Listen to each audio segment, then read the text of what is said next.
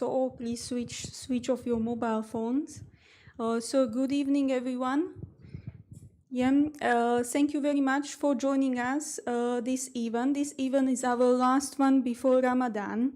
Our today's speaker is Sean Vernon. Sean is a technical manager at Quantum Global Solutions. He has approximately 25 to 30 years experience in construction industry. He is dealing with claims, dispute resolution, helping the clients. He is also chartered quantity surveyor and a good speaker or one of the speakers for RICS at the webinars or the events. He is also my favorite colleague at QGS and at home husband. So please welcome Sean.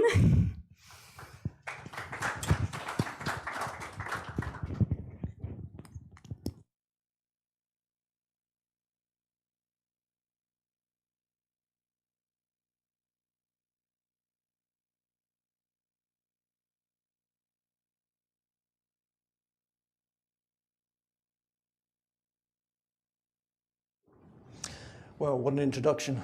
I'm not sure which of those I take as being the best, the husband or the colleague or whatever. I'm not sure, really.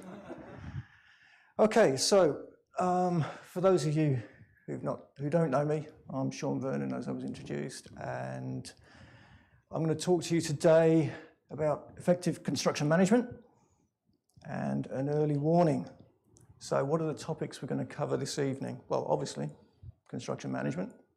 However, what we're going to be looking at today is process of internal valuation. Obviously essential for management. We're going to be looking at 9 key indicators. So basically what the project team should be looking at during the currency of the job. And a quick look at earned value analysis. I'm not going to tell you how to do it, basically, because most of you guys should know that anyway. And then some key points that teams should be focusing on during the currency of the job. Now, can I just have a show of hands? How many of you guys work for contractors? So contracting side. Okay, and the client side? Okay, so the rest are in consultancy, I guess. Okay, right, cool. The focus tonight is going to be quite a bit on the contractor side, but what I'm going to say here equally applies to the consultant side or to the client side as well. So whilst it's skewed towards contractors, I'm going to be saying contractor this, contractor that. It can be equally applicable on either sides of the fence. So, as I said, employer and contractor, and this is basically from the contractor's side there. So, employer and contractor, what are they interested in really? Well, of course, safety is a very important thing. The employer wants a safe working site, wants the job delivered in a safe manner, and of course the contractor wants to walk home at the end of the day, so he needs to be looking at safety as well. And of course, quality. The employer wants a good job done, he wants his MAL to be the best, he wants the quality to be good. And of course, the contractor wants quality as well, because he wants to have a good reputation, he wants to be known as a good contractor, he wants to be as a good quality workman. However, I'm not going to discuss those. They're important issues, but not for the discussion tonight. What we are going to talk about is, well, firstly, time. And of course, from the employer's side, they want the job delivered on time. And the contractor wants to deliver it on time as well, because he doesn't want to be faced with LDs, or liquidated damages, for failure to complete within the time for completion. And then, of course, the other big one is the cost. They want to know, the employer wants to know how much it's going to cost him, and in what sort of time frame that's going to cost him. And the contractor wants to know what he's going to get for that. That's all anybody wants to know, really, is how long it's going to take and how much it's going to cost, how much they're going to earn from that. And so that's a question there as well of the flip side of the value earned is also the actual cost. So how much is the contractor going to actually be expending to get his money? And of course, at the end of the day, that translates itself into profitability for, specifically in this case, the contractor. And that is what we're going to be looking at tonight, primarily.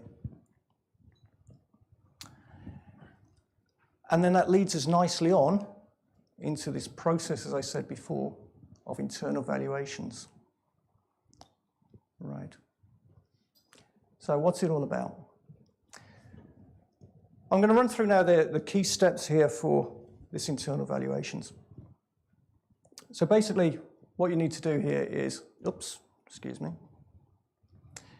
you have periodic review of performance. So that's your internal evaluation. And what that will then lead into is a plan going forwards. So your plan moving forward. Now, what is this? I'm going to go into more detail later, but what is this internal evaluation then? Basically, what you're doing is, it's time and money again. So as a contractor, you're comparing your progress against the program.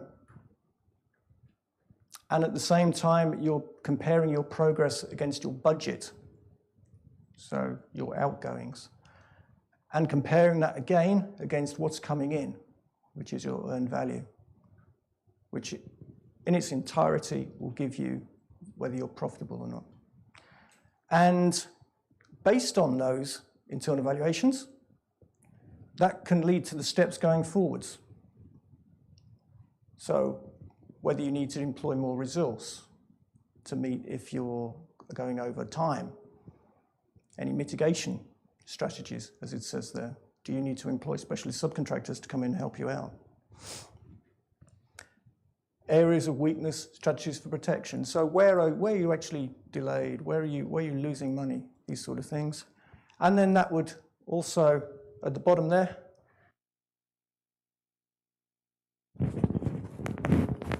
okay, my particular field, the strategies for claims and VOs. So if you're losing money, can you make it somewhere else? Or have you got entitlement somewhere else? So onto the key indicators. And as I said before, we have 9 key indicators there related to this internal evaluation process. And this internal evaluation process will start even before you start on site. So you need to be setting your baselines first. Now the first one, time for completion. Now obviously the time for completion will be set in the contract. So that's where you need to be looking there in the contract as to what your liabilities are regarding time there. And that all comes down to your baseline program. So what I'm going to be looking at here is the FIDIC 99 Red Book, because that's in various forms and in various iterations is what's being used quite a lot in Qatar here. And of course there, your 8.2, the time for completion, and 8.3 regarding the program. So that gives you a means of how the contractor is going to get from the commencement to completion date. So you have a time for completion that is set out, and there might be milestones as well within the contract. And that will lead from, as I say there, from your commencement through to completion or the taking over. And this will be a detailed program of how and in what time frames the contractor is going to reach completion. So as it says there, it's the plan, sequence, and the methodology of how to get through to completion. And it should be simple. So I've said there, the single sheet of paper. I mean, that might be a little bit too simplistic, but the issue is that it needs to be simple enough to follow and update. Because if you've got, I don't know, 15,000 activities and you pin that on the wall, you're not going to see that. You're not going to really be, other than through P6 updating that. And at this sort of level, what you need to be doing is you just need to be on track to see whether you're on track, where you're going, how you're getting there. So that's the first parameter, shall we say, or the first datum point. And then the second datum point is going to be your cash flow. And like I say, this is equally important for the client as it is to the contractor. So they're both applicable. And that's basically, you're going to be spreading your BQ over the program. So you basically got costs, you basically got your income over time. Now, in order to do that, you need to produce a schedule of payments. And again, this is FIDIC 99 Red Book. And the contractor then submits this non-binding estimate of his valuations or his payments there over time. And that will give you the BQ, whether it's lump sum contract, whether it's D&B, whether it is EBC or whatever. In this particular case, it's construction only. There will be a BQ of some sort. And so what you are doing there is you are trying to get what you think your earned value will be over a time period by spreading that BQ over the baseline program. And that, of course, gives you what we're all familiar with, these S-curves. And from the point of view of the employer, that's very important because he needs to know what his liabilities will be over time. And so he needs to know if he's got the funds available. He might have staged bank loans and such like. So he needs to know what his liabilities are. And equally, the contractor needs to know because he needs to know what his income is because, once again, he will be financing his works to an extent. So he needs to know what he's going to be getting in at any particular time. Okay, which leads us on then to the flip side of that, which is the outgoings. So the budget cost at the outset. So in other words, the selling price. And in order to come to some idea of that, you need to have a quick look at really what a breakdown of a particular bill item would be. So I'm sure we're all familiar with the old traditional standard bill of quantities. It's an amount of work and a rate related to that. Now, how do we break down that rate? Well, quite simply there, I'm sure, are any QSs in the building? No. Yeah? Okay, well, I'm not saying anything new to the QSs and probably not to anybody else. But within the, oops, excuse me. How unprofessional. My goodness.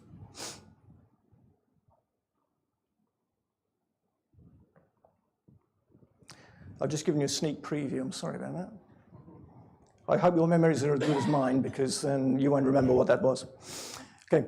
So what you have there is you have the certain fixed, I call them fixed items there, which is the materials, subcontract, fuel and grease. Those are costs that are going to be fixed related to the particular cubage there. So for any particular meters cubic concrete, obviously you're going to have materials related to that. Then you have the, I guess, time-related, the movable bits, which are the labour in the plant. However long it takes you to do that, that's going to be how much it's going to cost you regarding labour and plant. It may go up and down depending on your efficiencies.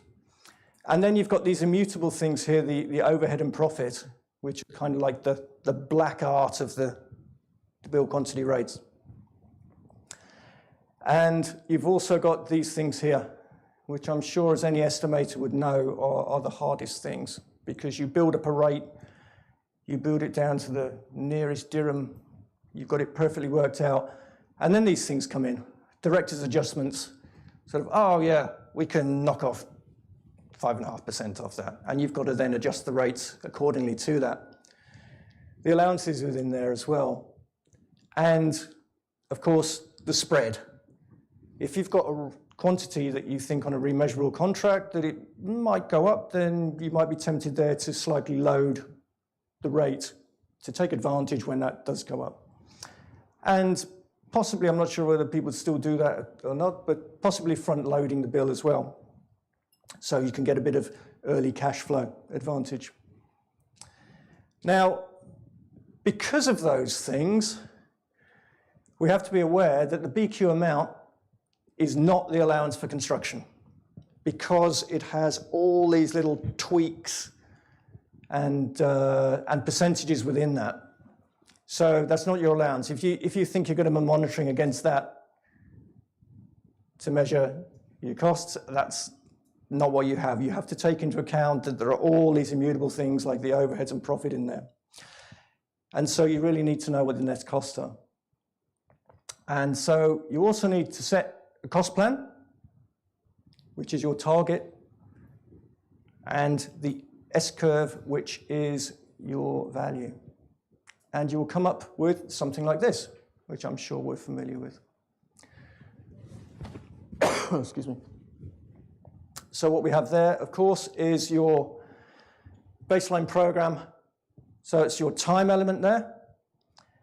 You have your planned cost, which is nice to see is below your planned value. So that's what everybody wants. They want to see a nice little gap there, which should be your profit. So what do we have now? We've now established the benchmarks, shall we say. So these are your indicators at the outset. This is your benchmark, your baseline. So you know your time for completion, so how long it's going to take you for each particular element. You also know your cash flow, the valuations, how much money you're going to be getting in over a particular period of time.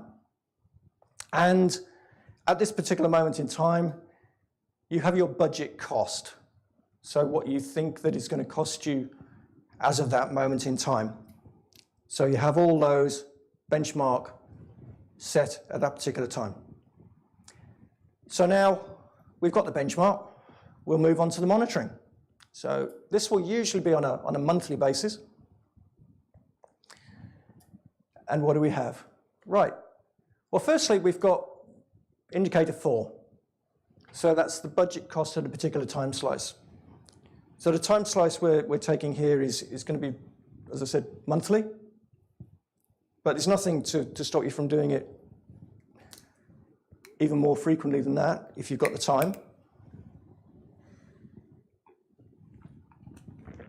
And the costs will be related then to these things such as procurement reports and the buy downs you get against your cost allowance. So what was one of those look like? Well, it's basically to monitor your purchasing against your allowances there. And that's on the materials and the subcontracts. And that doesn't really show very well, but basically what you've got there is you've got your dry costs there, which is your allowance within your bill, and you have your subcontract price there, or the material price, and hopefully you've got a nice positive there. So that will be your savings on the job.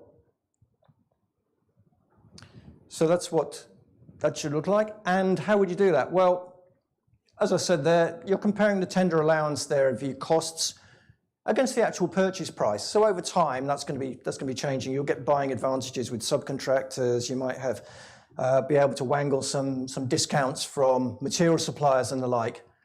And if you put your purchasing team on a bonus, then you might get a little bit better performance out of them. They can maybe squeeze a little bit more out of the subbies and such like.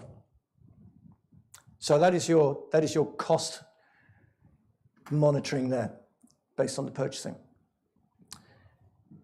Then indicator 5, the forecast completion date. So you're monitoring your cost for the buy downs. Now you need to know whether you're on time or not. And I'm sure we've all seen one of those. Although, to be frank with you, that's probably not a very good example because none of these are red. Mostly in Qatar, I find those are red, and often those bars are very, very extended. That's only gone to nearly 2 years. And of course, what we're seeing in there is the progress baseline. Sorry, it's been a very long day. Progress baseline, which is weekly, monthly. Sometimes I know people do even daily on some fast track jobs, but that's probably a bit excessive. And then you've got your planned and actual data there. So this is your baseline start, baseline finish, actual start, actual finish. And the progress data in blue to the cutoff date or the data date of the program, which is that there. And then on the other side is showing at the original tender productivity. So if you are delayed in here, and it's actually a production delay, you're not really forecasting properly there what your possible outturn delay would be, because you're still at the same rates as in the original program. So that's something also to bear in mind, that if you are running late in these areas here, and that's because you've got, shall we say, disruption, events going on in there, or the productivity is just low, then at some point you might want to consider altering up the forecast as well. But that's probably more for the planners than me as a mere QS. Oh, and would you believe it? That's what it says, retain logic. So it depends there if you want to retain the logic or if you want to actually change that to give a true report of the overrun or the delay. So that's your time. And of course, progress reports, very, very important. This one here is a particularly thumbed example of a progress report. I think that's seen many coffee cups. But it basically shows you what is generally in a progress report. Although the contract, it may vary from contract to contract. A lot of them specify what they actually want in there. And I believe QCS actually specifies what they want in a progress report. But you've got things there which probably of interest to me would be like, the first thing is the areas of concern. So where you've got delays, overruns, such like. And then what else would we have? Manpower deployment, that's always useful. VOs and claims, and cash flow update, all very important. And of course, that would be sent to the client, usually on a monthly basis, or sometimes you can have weekly reports as well. It just depends on what the client wants, what the contract says. Now, a lot of people I know, and I do it myself as well, is that often we will say, it's been in the monthly report, it's a notice. Well, yeah, that is one argument. However, it doesn't beat an actual notice. So for instance there, under clauses 18, 19, 21 and 83. So that's errors and defects, late drawings. Oh geez, sorry, I've got to go to my notes for that one. Access to site. Sorry, I should know these completely, but like I say, long day. You should really, if there's an issue with these, if there is a possible event with those, delay or the like, you should be issuing a separate notice timely regarding those.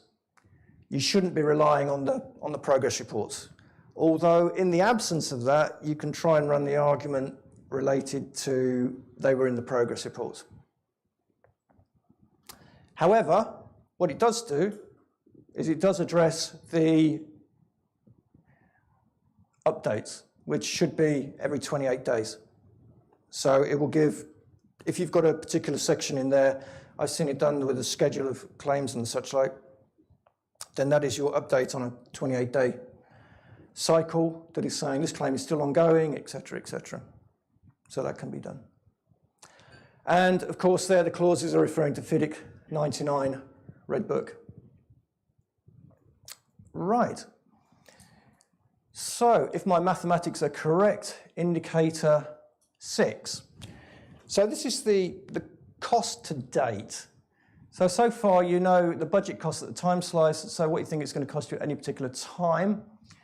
The forecast to completion date, so now the cost to date at that time slice. Now the way you can see that is of course from your ledger. So once again that's kind of not a particularly legible ledger, but what do we got in there? They're usually coming from some sort of software, so like SAP, like Candy or the like. And what we've got there is we've got some cost codes assigned there, which will allow you to easily sort the data that's in there. And usually this is managed by the accounts team on site or the QS or the commercial or the like. They will manage those. And what it allows you to do is it allows you monthly and cumulative to run reports as to what sort of costs or what costs you are incurring at that particular time. And that is, it says there, it's a contemporary record that can be output to Excel. So like I said, you can use that then if you want to, not manipulate, but if you want to interrogate various costs, then this is a very useful way to do that. And being as it's based on cost, it also gives you a measure of performance there too. So, indicator 7. This is where it gets interesting. Well, slightly more interesting. And this is your value to date at that particular time slice. So, of course, the contractor's value is always related to his valuations, to what he's getting in, to what his applications were.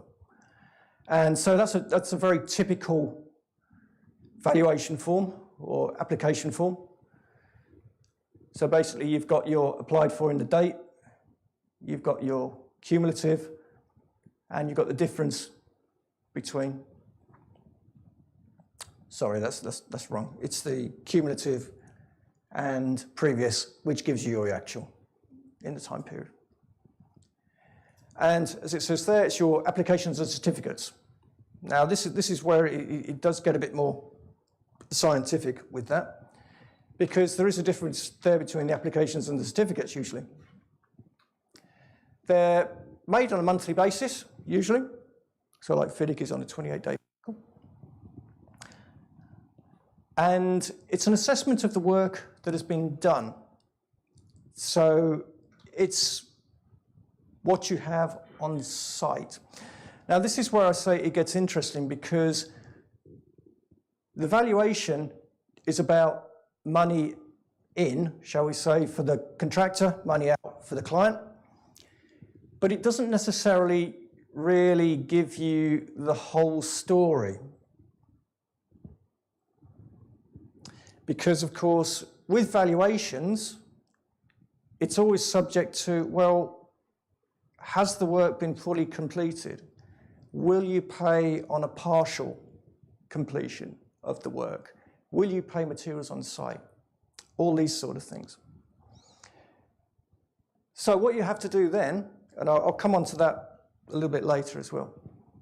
What you have to do then is you need to compare, obviously, your cost against your own value. And measure the work in progress. So this is where it gets tricky. Because as I say, the value compared to the cost. Because things such as material on site, things such as whether the engineer will actually pay for work which is not, let's say, tested and commissioned maybe. So maybe you've got a bit of MEP, you've got an AHU, an air handling unit. Big cost item. It's brought to site, it's a cost, it's also conceivably a value as well. It has a value to it. However, the employer is probably not going to pay it on materials on site. He may do, it depends on the contract, but he may not do. So you've got a big item of cost there. Now, if you weren't to take into account that as a value, you'd be running a big loss, because you've got the cost, but you don't necessarily have the money in your pocket. So that's where it's good to do the work in progress. Because basically what the head office is wanting to know is, are we making money? Are we in profit? And they want to know it now. They want to know at any given time whether you're in profit or loss and what your forecast is. Which then comes to this nice bit there, which is the cost to complete at the time slice. And much like the work in progress, this is where it gets quite interesting.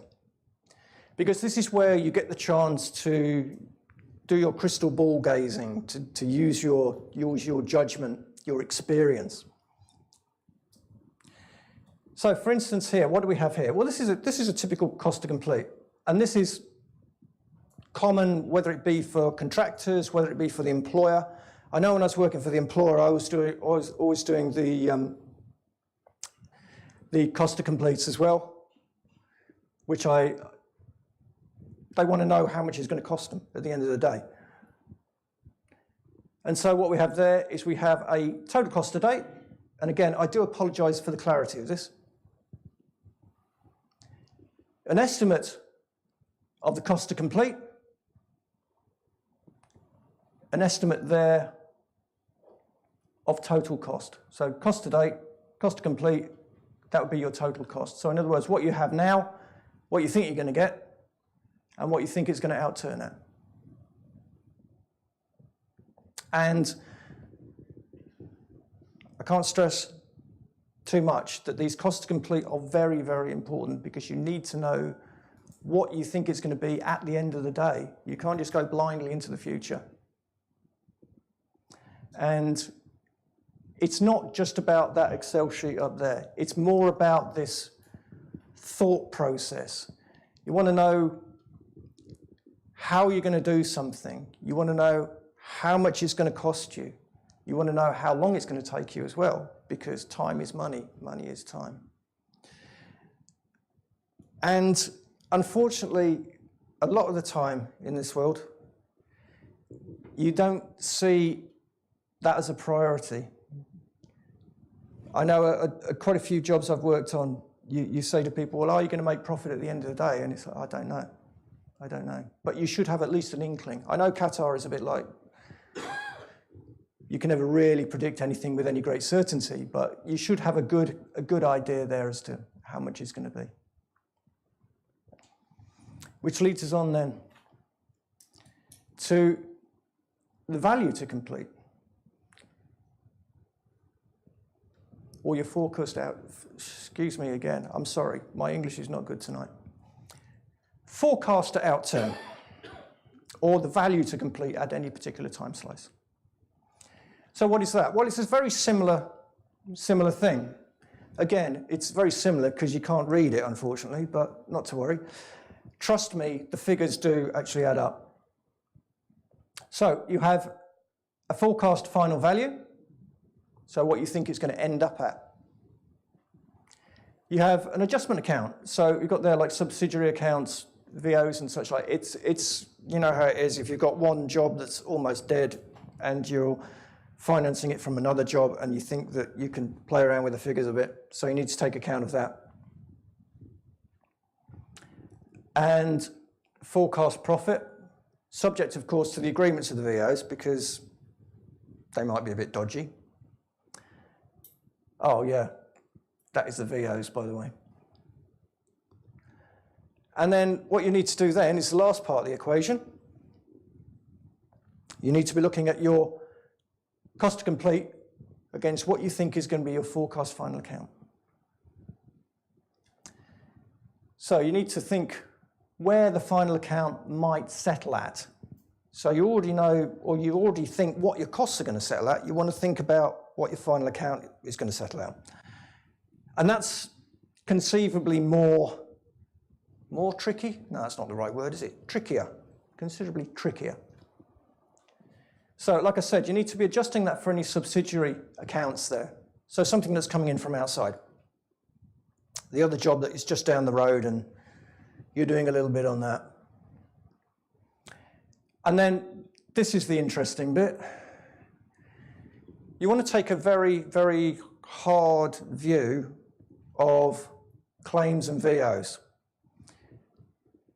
So you might be putting a lot of claims, you might be putting a lot of VOs into the client, but you need to be realistic about that. If you've got a 250 million disruption claim in there, you need to be realistic as to whether you think you're going to get anything out of that. I mean, firstly, you need to be realistic as to whether you really do have disruption there, and you can prove it, and that it's not just because your subbies aren't particularly good.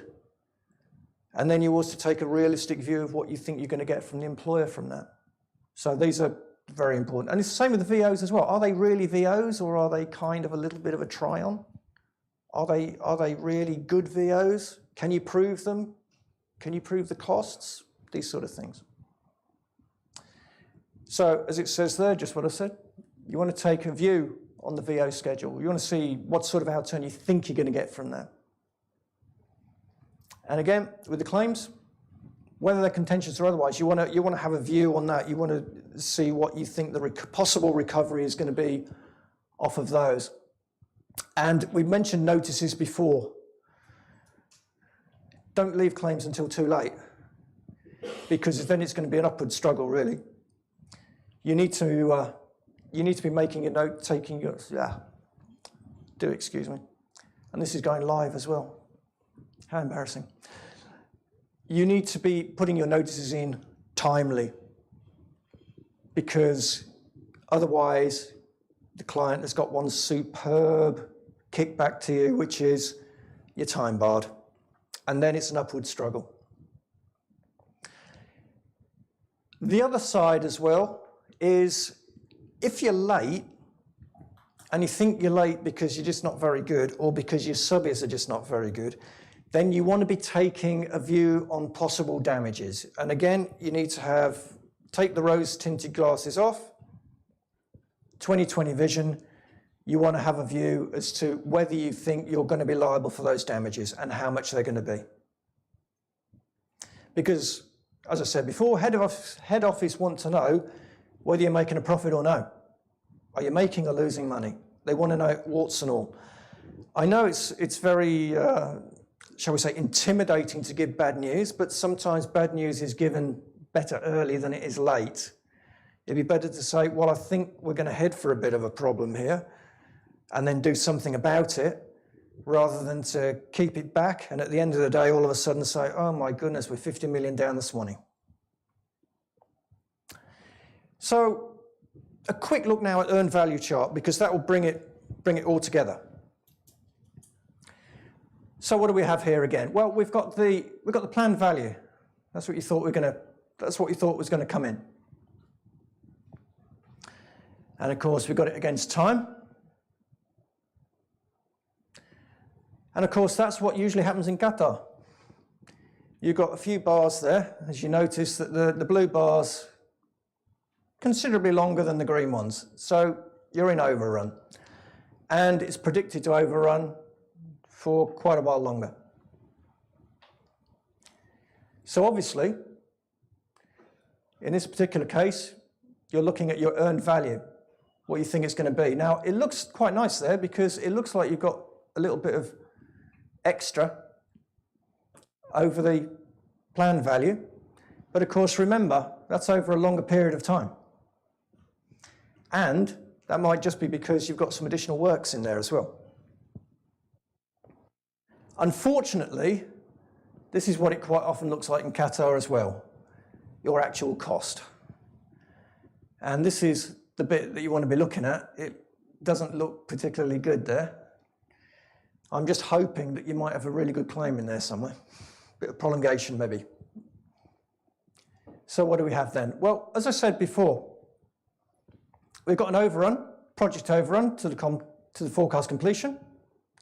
May or may not have an EOT there. That's not what we're dealing with tonight. But what you've also got there is you've got a schedule variance in time. Because basically, if you take that line there, you're hoping to earn that amount of money at that particular point in time. However, that's offset to that particular point in time. So you've got a schedule variance there in terms of your earnings coming in terms of the time that you're getting your money in. You're getting it late. And of course, you also have a variance there in actual money, because at that particular point in time, you should be earning that, and you're earning that. So there's a time and a schedule variance, schedule variance in terms of both time and money there. So that's a warning. And of course, the big one is your forecast to actually make a loss there. So that's not particularly good. So at that particular review time, you've got schedule variance in terms of time, in terms of cost, and in terms of the overall outturn. the overall forecast, well, in this case, loss.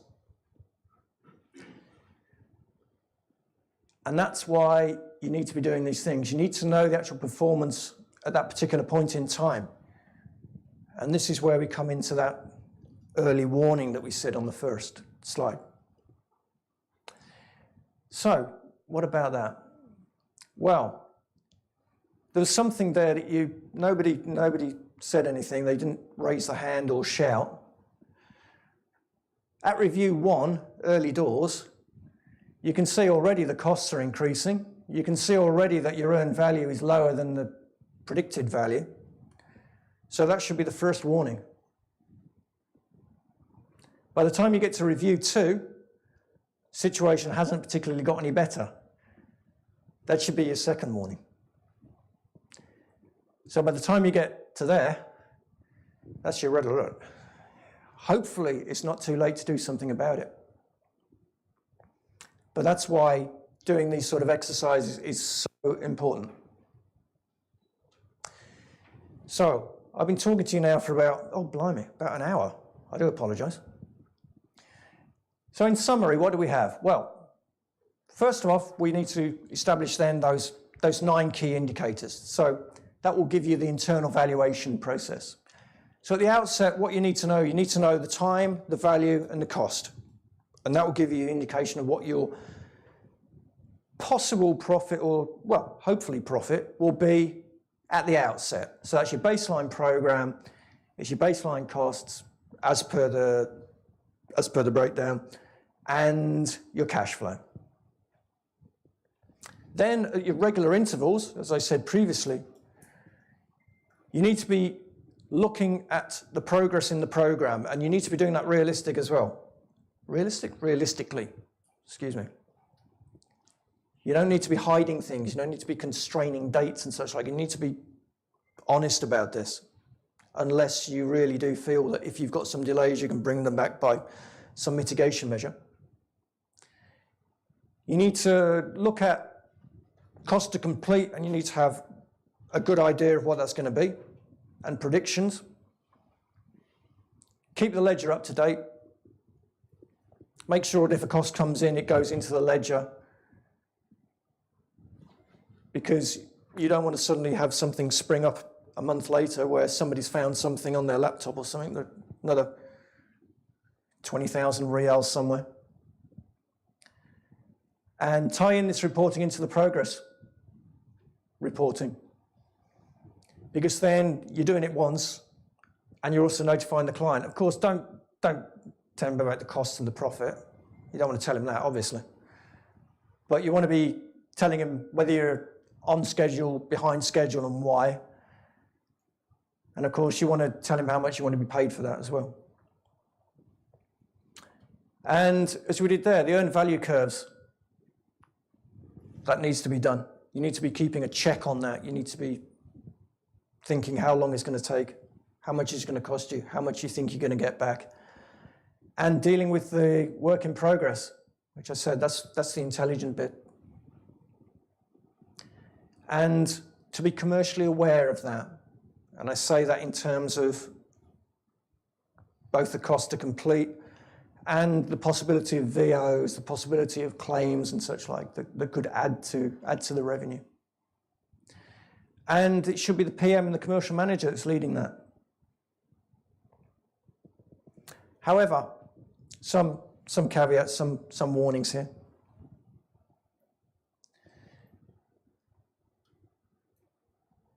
Don't want to report the profits too early. So you've got what you think is going to be within the tender, but quite often the head office will want you to report the profits early, or at least to release the profits early so they can put it somewhere else. Don't do that. Don't release a profit until you know it's secured, because something might come back to bite you. And if there's a loss, firstly, you want to know why it is, and then you want to know what you can do about it. If it's your problem, you want to mitigate it. If it's somebody else's problem, you want compensation for that. Claims get a bit of a dirty word, a bit of a dirty press, bad press for that. But basically a claim is just your contractual entitlements. So if there is a justified claim, then put your claim in. It's just your justified entitlement. And don't forget that the profit is actually controlled by the men on site. It's those guys who are sweating under the sun that are actually the difference between you making a profit or making a loss. So you need to keep them informed as to what you need them to do. You need the earliest data as possible in order to put in any recovery measures that you might need.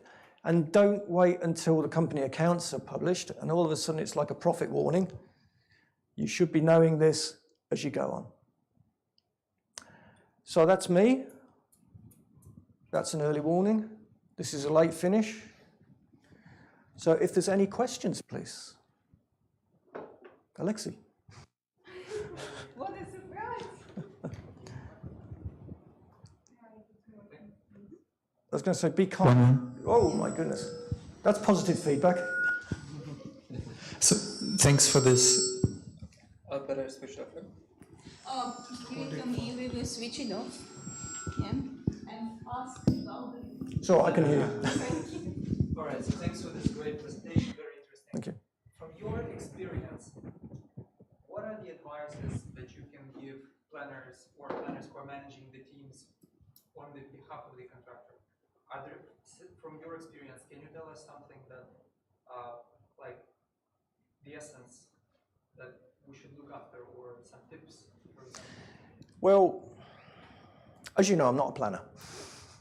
However, I would say that one of the first things is a planner, or at least the planner who's dealing with the day-to-day, should not be sitting in the office. He should have dirty boots, because that way he knows the job. He should not be relying, okay, he can rely to a certain extent on information coming in from the site, but he needs to have that touch, that feel with the job, because otherwise he is, as you know with everything, if you watch something on TV, you don't know the smell, you don't know the sound of it. Whereas if you're actually there, it's like a cookery program. Somebody's doing a lovely spaghetti bolognese. You can see it, it looks good, but you can't smell it, you can't taste it. It's the same with the job, really. It's kind of, I would say the planner needs, or at least the day-to-day planners needs to get out there. They need to see what's going on. That's my personal point of view. I mean, if there are any other planners out there who disagree with me, then fine. But I would say that's my personal point of view. You need to have that contact with the job. I do have nice boots as well. But they're not dirty. Oh. Any more questions? Any more? Or does everybody just want dinner? Could you please repeat the question when he asked? Yeah, sure. If I don't like the question, I'll repeat the question I want. Yes. Okay, that's not a problem. Thank you for that interesting Thank you. presentation. But just one question. There is in one slide saying that don't report profit unless to get it secured. What do you mean by get it secured? Okay. Let's give you a very ridiculous example, shall we say. You're the first month into the job and everything's going great. And head office says, oh, are you going to make a profit or a loss? And you go, oh, well, actually, we're going to make 20 million profit. Say, great. In the accounts, we'll say that that's confirmed 20 million, and we'll take 10 million and we'll put it over there. That's what I mean. Whereas later in the job, when you've got a better idea of it, like, okay, let's say the other extreme, you've got your final account, you've got your final certificate, you've got the money in the bank, you know exactly how much when you've done the reconciliation. So that's what I mean. You need to be closer to the final end than you do to the commencement end. I'm not sure if that explains it. It's a bit of a balancing act. Well, the other way, the way I look at it, if you get a variation of $1 million and you've agreed it, and you've signed up to it, well, let me take that back. No, you can't take it back. You certified it. You've agreed with an employer's QS $1 million. Yeah. And the contractor agrees to $1 million. It goes off, and then it goes into determination. The only becomes secured when it's paid and determined under the contract. I've had an experience where I've sat down with a QS, so I've agreed $1 million, but then when it comes through as a determination from the engineer, it's $750,000. So when it's secured, it's when it's become a formal determination of the contract. Well, that's when you get the variation order and the pound notes, That and is yeah. when it's secured, not what you've signed up. True, true. Any more questions? Any more? Do we have some questions online, Aaron? No? Sorry, I thought you said 10. Is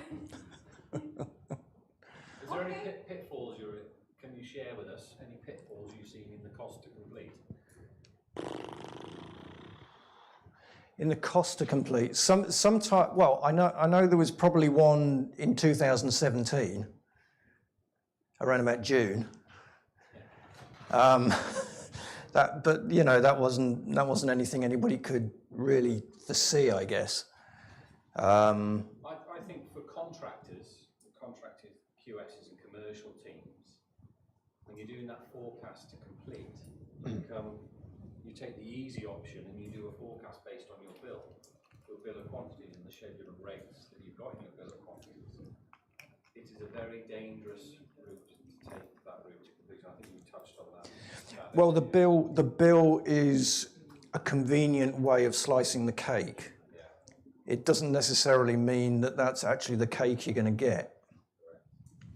Certainly with the cost to complete anyway, because even if you've got a lump sum job, and even if you've got the employer supplying you with the bill, I would do another BQ myself, because their drawings, as you know, they've got all these clauses in there which is saying that we don't, the quantities are not warranted, etc., etc., etc., and you take it off the drawings, and it could well be they've got it wildly out in some way.